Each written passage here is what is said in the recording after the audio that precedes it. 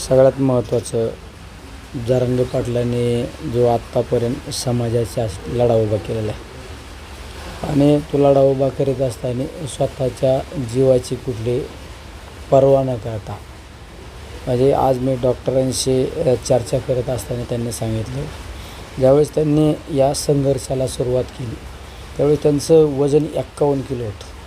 नंतर मधल्या उपोषणामध्ये काहीतरी त्यांचं 42 किलो वजन झालं आणि आज 36 किलो वजन झालेलं आहे. मी तर या आपल्याद्वारे विनंती करतो की त्यांच्या ज्या मूळ मागण्या आहेत त्या मागण्या लवकरात लवकर त्यावर तोडगा निघाला पाहिजे. कारण हे किती दिवस भिजत घोंगडे ठेवणार आहोत आपण, एक तोडगा करणं गरजेचं आहे.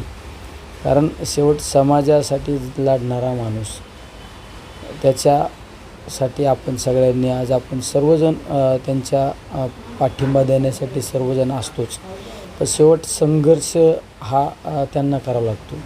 ज्या वेदना जो त्याग आहे तो त्यांना करावा लागतो. मी तर राज्यातील सर्व प्रमुख नेते मंडळी असो, सन्माननीय मुख्यमंत्री असो किंवा अनेक त्या संबंधित विभागाचे मंत्री महोदय असो, त्यांना सांगतो की लवकरात लवकर जरांगे पाटलांच्या ज्या मागण्या आहेत त्या मागण्यांचा विचार करून लवकरात लवकर तोडगाच निघाला पाहिजे, ही या ठिकाणी अपेक्षा व्यक्त करतो. जरांगे पाटलांनी सरकारला 1 महिन्याचा वेळ दिलेला आहे. शंभूराज देसाई यांच्या उपस्थितीत उपोषण सोडलं. आज उदय सामंत आले होते, चंद्रकांत भुमरे होते, संजय शिरसाट होते आणि प्रक्रिया चालू आहे. सगळ्या स्वराज्याची जी व्याख्या आहे ती जरांगे पाटलांनी सरकारकडे मागणी केली, त्याबद्दल काम चालू आहे असं म्हणतात. परंतु जरांगे पाटलांचं नेहमी असं होतं की मागण्या पूर्ण होत नाहीत आणि पुन्हा उपोषणाला बसावं लागतं. काय असतं, कागदोपत्री ह्या सगळ्या गोष्टींची पळवाटा सांगण्यापेक्षा आता लवकरात लवकर तोडगा काढला पाहिजे. कारण गेले अनेक वर्षापासूनचा हा लढा आहे. म्हणजे आपण किती वेळा कुठल्या तरी मुद्द्यावर कागदपत्रे गोळा करू राहिलेत, बाकी आता काही गोष्टींची पूर्तता आहे. ही पळवाट काढण्यापेक्षा आता निर्णयावरच येणं गरजेचं आहे. आता लोकसभेमध्ये तुम्ही आता जाणार आहात. महाराष्ट्रातले विशेष म्हणजे राष्ट्रवादी शरद पवार गटात फक्त श्रीनिवास पाटीलच आरक्षणावर लोकसभेत बोलले होते. आता तुम्ही खासदार म्हणून प्रतिनिधित्व करणार आहात. लोकसभेमध्ये तुम्ही हा प्रश्न लावून धरणार का आरक्षणाचा? बोलावंच लागेल ना. मी ज्यावेळेस आमदार म्हणून होतो त्यावेळेस पहिलं आंदोलन आम्ही काही 10-12 आमदारांनी केलं.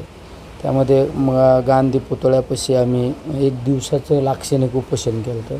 नंतर राजभवनामध्ये राज्यपालाला भेटलो आणि या राज्याच्या इतिहासामध्ये आत्तापर्यंत मंत्रालयाला कधी टाळा ठोकला नाही, तो टाळासुद्धा आम्ही त्या ठिकाणी ठोकला होता.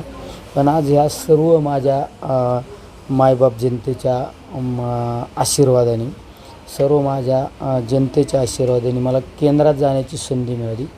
तो निश्चित यावर त्या ठिकाणी प्रश्न उपस्थित केला जाईल आणि कशा पद्धतीने ही लढाई लवकरात लवकर जरांगे पाटील कशी ही लढाई लवकरात लवकर जिंकतील यासाठी मी निश्चित केंद्रात सुद्धा त्या ठिकाणी प्रयत्न करणार आहे. 27 जूनपासून विधानसभेचं अधिवेशन पावसाळी चालू होतं आहे.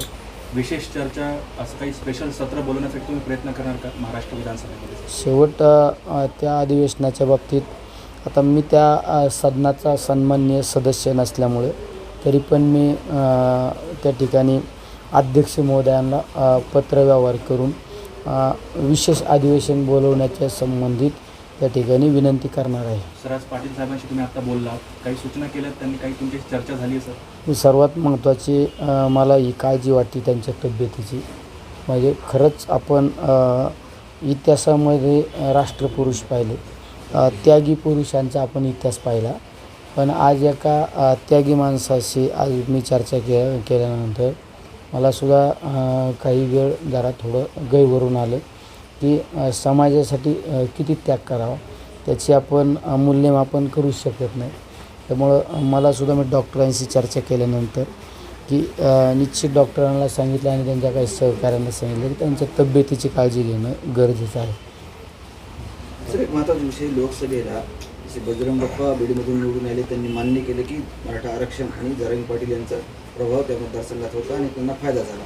तुमच्या मतदारसंघात तुम्हाला जरांगे पाटलाचा किती फायदा झाला? माझ्या मतदारसंघात सुद्धा फायदा झाला, पण माझ्या मतदारसंघामध्ये एक संमिश्र परिस्थिती होती. पण निश्चित त्याचासुद्धा मला जरांगे पाटील आणि ते आमच्या सर्व टीम असो, आमचा रामेश्वर माझ्या जवळच बसलेले आमचे सरपंच, आमचा आभी, आमचे गोरख दळवी हे अनेक आमचे दांडगे आपलं दांगट म्हणून त्या ठिकाणी भाऊसाहेब हे आमचे सर्व सहकारी, निश्चित त्यांचा मला फायदा झाला.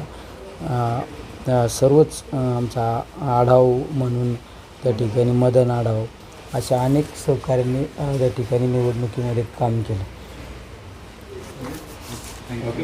धन्यवाद सर.